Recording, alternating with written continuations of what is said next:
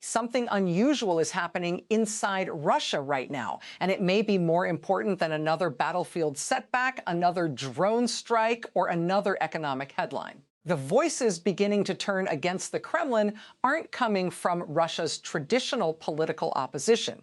They're not coming from longtime dissidents who were already against a dangerous place. The people who spent years defending the system itself, military bloggers, pro-war commentators, analysts who built their reputations defending Russia's invasion, people who helped explain away setbacks, justify difficult decisions, and convince millions of Russians that the war was moving exactly as it should. But now, some of those same voices are beginning to say something that would have been almost unthinkable not long ago. They're talking about failure. They're talking about corruption. They're talking about an economy under pressure. And in some cases, they're no longer criticizing just the war effort. They're questioning the people running the country at the very top. That distinction matters because an authoritarian government knows how to deal with an enemy. It can arrest an activist, silence an opposition politician, block a website, label a critic a foreign agent. But what happens when the people carrying the government's message begin questioning the message themselves? That is what ordinary Russians are experiencing on the ground. Because while state television continues to project an image of strength, victory, and control, the reality outside the television screen is becoming increasingly difficult to ignore. Infrastructure is being damaged. The war is reaching deeper into Russian territory. Wealthy Russians are quietly protecting their assets. And some of the country's most committed supporters of the war are beginning to acknowledge that something has gone seriously wrong.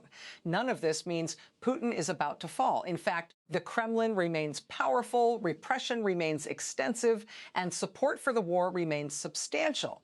But that is precisely what makes the emerging fracture so interesting. This isn't a story about Russia collapsing overnight. It's a story about something potentially more dangerous for a system built on control. The slow erosion of confidence among the very people who were supposed to keep that system standing. So how deep does this fracture really go? Why are some of Putin's own supporters suddenly changing their tone?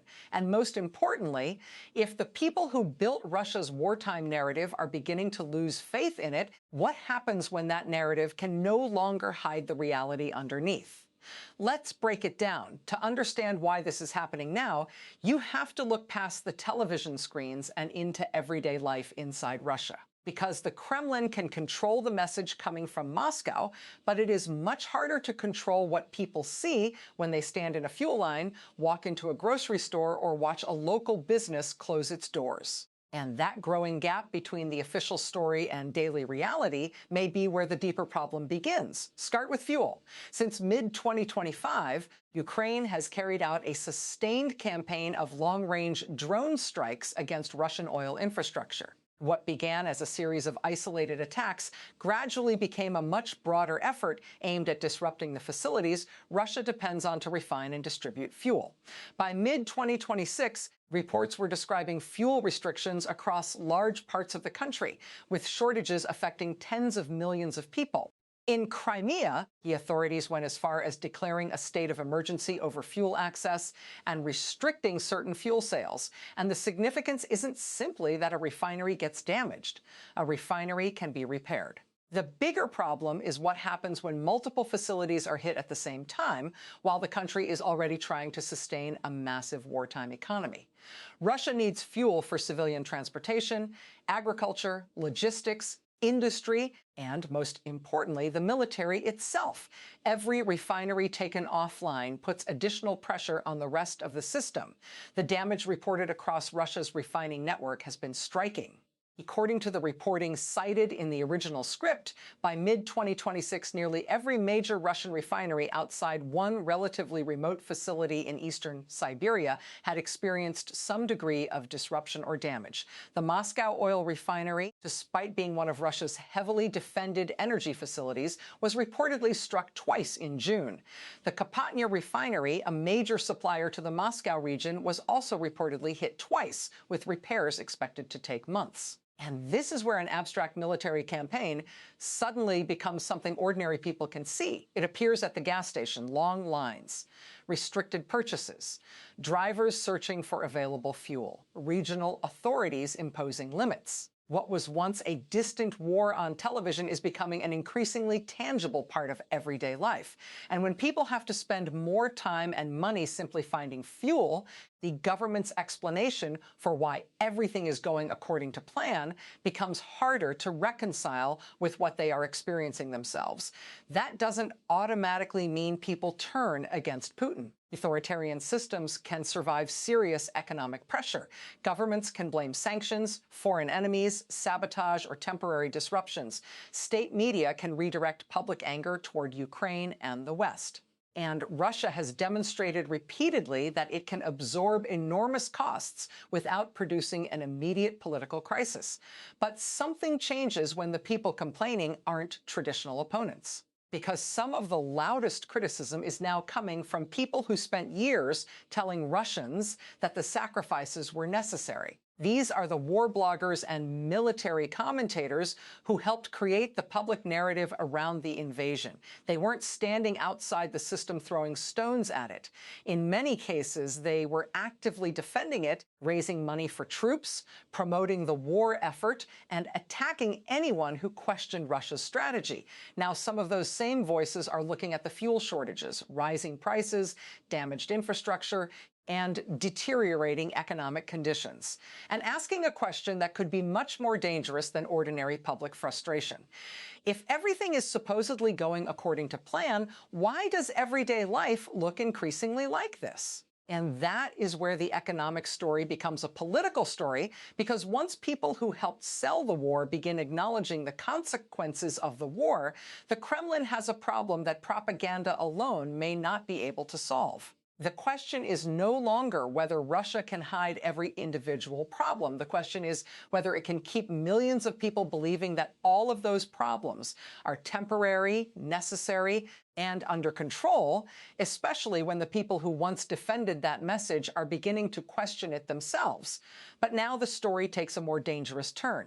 The criticism isn't coming from Russia's traditional opposition. It's coming from the people who spent years defending the war. Some pro-war military bloggers and commentators are beginning to describe a growing gap between the victory narrative on Russian television and what they see happening in everyday life: rising prices, economic pressure, businesses struggling, and growing frustration among ordinary Russians. And that matters because these aren't outsiders. Many built their reputations by supporting Putin, defending the invasion, and raising money and supplies for Russian troops. Now, some are going further, criticizing military leadership, corruption, incompetence, and even suggesting that change may be needed at the very top. This doesn't necessarily mean they've become anti-war. In many cases, they still want Russia to win. Their argument is that the leadership is failing to deliver that victory, and that's exactly what makes the criticism so dangerous. The Kremlin knows how to fight its enemies. But what happens when the people carrying its message begin questioning the message themselves? In Russia, that can come at a serious cost. Laws against discrediting the military carry severe prison sentences, while thousands have been detained over anti-war expression since the invasion.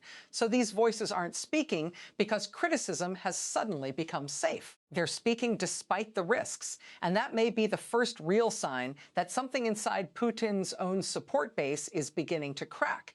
But the frustration doesn't stop with ordinary Russians or pro-war bloggers. There is another reaction happening much more quietly among some of Russia's wealthiest and most powerful people. According to the reporting cited in the original script, some wealthy Russians with direct connections to Putin have been moving significant amounts of money out of the country. The important detail is why. The concern appears to be increasingly focused on the Russian state itself, particularly the seizure of private assets and companies from powerful businessmen. That creates two very different reactions to the same crisis. At the grassroots level, the frustration is visible: fuel shortages, rising prices, and angry pro-war voices. At the elite level, the response is quieter: protect the money, move the assets, and prepare for an uncertain future. And then there's the war itself. For years, much of Russia could experience the conflict as something happening somewhere else. But drone attacks have increasingly reached cities that were once considered relatively secure, including Moscow and the surrounding region. Even St. Petersburg has experienced disruption connected to the drone threat. At the same time, attacks targeting senior Russian military officials have added another layer of anxiety. Reports of explosive devices and assassination attempts have reportedly become serious enough for Russian authorities to issue security guidance to officers, and for some frontline-focused commentators, the most powerful part wasn't simply that senior officials were being targeted. It was the contrast: soldiers facing shortages and danger at the front, while senior officers were accused of living comfortably. That contrast is becoming one of the most powerful themes in the growing criticism from inside Russia's own pro-war camp. But here's the question that matters most. If all of these cracks are real, why is Putin still in power? So if the pressure is building, why hasn't the Kremlin collapsed? The answer is that the cracks inside Russia are real, but they haven't yet become a unified political movement. Independent polling cited in the original script continues to show substantial support for the war, commonly estimated around 65 to 70%. At the same time, Russia's system of repression remains powerful enough to discourage most people from openly challenging the government, and there's another important distinction. Much of the criticism from pro-war voices isn't actually a demand for peace. These critics often want a stronger, more effective war, harsher strikes, better military leadership, and less corruption. They're angry because they believe the Kremlin isn't fighting well enough, not because they necessarily want the fighting to stop. Then there's a quieter group, people who are simply checking out. The Levada Center has found that a meaningful share of Russians have largely stopped following war news. That kind of apathy may be less dramatic than open rebellion, but it can be just as important, because a government built around a constant wartime narrative ultimately depends on people continuing to pay attention. So Putin's problem isn't that Russia has suddenly turned against him, it's that different parts of Russian society are beginning to lose confidence for different reasons. And the question is, what happens if those separate cracks eventually begin connecting? But history offers a warning here. The most dangerous challenge to an authoritarian system doesn't always come from its ideological enemies. Sometimes it comes from the people who believed in the system long enough to become deeply invested in it, and who turn against its leadership when they begin to see incompetence, corruption, or failure. That is what makes the current criticism inside Russia worth watching. The economy is under pressure. The war is reaching deeper into Russian territory. Some wealthy elites are protecting themselves, while some of the Kremlin's strongest supporters are questioning the leadership behind the war. None of this proves that Putin is about to lose power, but it does suggest that the distance between the official narrative and reality is becoming harder to ignore. And Putin still has powerful tools. Repression works. Public support for the war remains significant. And many of the loudest critics aren't demanding peace, they're demanding a more effective war. So this isn't a story about an imminent collapse. It's a story about pressure building underneath a system that has spent years projecting absolute control. The real danger for the Kremlin is not one angry blogger, one fuel shortage, or one drone attack. It's what happens when all of these separate problems begin reinforcing each other. When economic frustration creates political criticism exposes divisions among loyalists, and those divisions make the government's official narrative less convincing, because once the people responsible for telling the story begin questioning the story themselves, it becomes much harder to control what happens next. So the question isn't simply whether Putin's government can survive today's pressure. The bigger question is whether the people who once formed the foundation of his support are slowly becoming the people who expose its weaknesses. Is this the beginning of a genuine crisis of confidence inside Putin's power base, or simply the kind of internal frustration that the Kremlin has survived before? Only time will tell. But one thing is becoming increasingly clear. The most important cracks in Russia may not be appearing on the battlefield. They may be appearing inside the story Russia has been telling itself about the war.